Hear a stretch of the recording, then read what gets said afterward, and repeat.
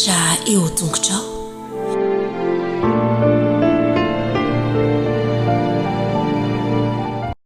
Fahaly-miarabantsika tsirairay avy indray tonga eto amin'ny fandraisana ny lesona ho an'ny lehibe isika amin'ity anio ity. Misaotra an'Andriamanitra isika fa mbola afaka mandray ny fahasoavana sy ny hery rehetra avy aminy. Alohan'ny hiderantsika ny amin'ny lesona anio dia vavaka isika. Andriamanitra tsara indrizan-danitra mbola misaotra anao izay fa mbola nomenao tombontsoa lehibe indray anio fa hanay mandray ny teninao. Miteza ianao hiasa eo amin'ny ivonay tsirairay avy, hanananay faharetana, hanananay fahatokina, ary ihany koa ampitombo ny fanantenana izay ao anatinay. Tonoana sy angatanay aminaran'i Jesosy. Amen. Lohateny lesonantsika androany dia manao hoe mahari-po sy miantra. Be fahari-po sy fiantrana tokoa ilay Andriamanitra ny Baiboly, ary eo amin'i Jesosy Kristy no isehoan'ireo fihetseham-pon'Andriamanitra ireo izay tena faratampony indrindra. Miray fo amintsika Andriamanitra ary mahakasika azy lalina ny fahorian'ny vahoakany, ary voniny izy ny hiaino sy hamaly ary hampionina azy ireo. Irintsika ny hanana fifandraisana amin'ny olona izay maneho ny karazam-pitiavana izay voalaza ny Korinthiana voalohany 7:20. Impiry anefa isika no mikatsaka ny ampisehoan'ireo toetra ireo amin'ny hafa. Eo izy dia milaza manao hoe ny fitiavana izy mahari-po sady mora fanahy. Ny fitiavana tsy mialina, tsy mireharety, tsy mihebohebo, tsy manao izay tsy mendrika, tsy mitady ny azy, tsy manao sosotra, tsy manao otso-po. Dia asaiko ianao mamaky ny ambiny, ny porofon'ireo fitiavana maro ireo. Tsy haitsika samy rery ny hamindra fo sy halemy fanahy. Tsy haitsika ny mifehy-tena tsy alina na ihany koa irehare. Tsy hanao an'izay tsy mamendrika na ho tia-tena. Tsy haitsika ny hanana fitiavana izay mandefitra ny zavatra rehetra, mino ny zavatra rehetra, manantena ny zavatra rehetra, maharitra ny zavatra rehetra ary tsy ho levina mandrakizay.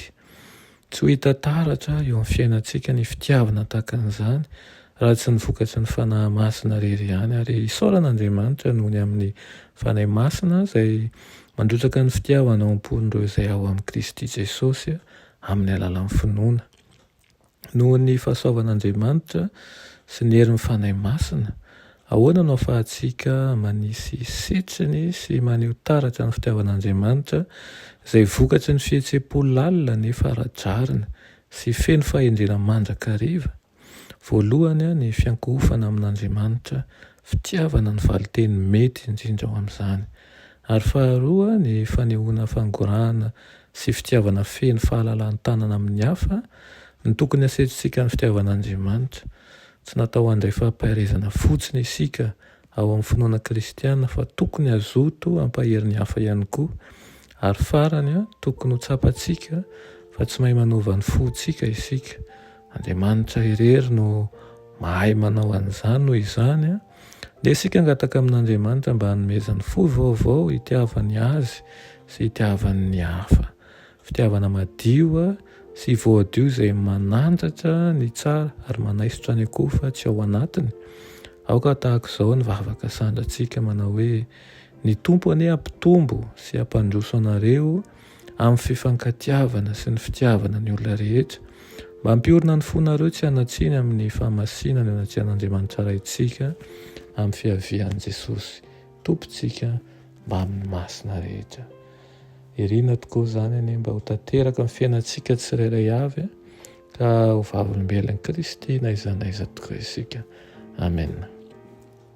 Andriamanitra tsara indrizan-danitra mbola misaotra anao izay ny amin'izany teninao izany.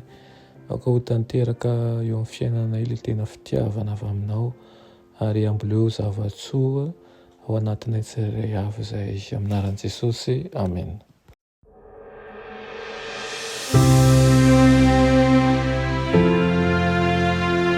Mianatra eo an-tongotry Jesosy isan'andro.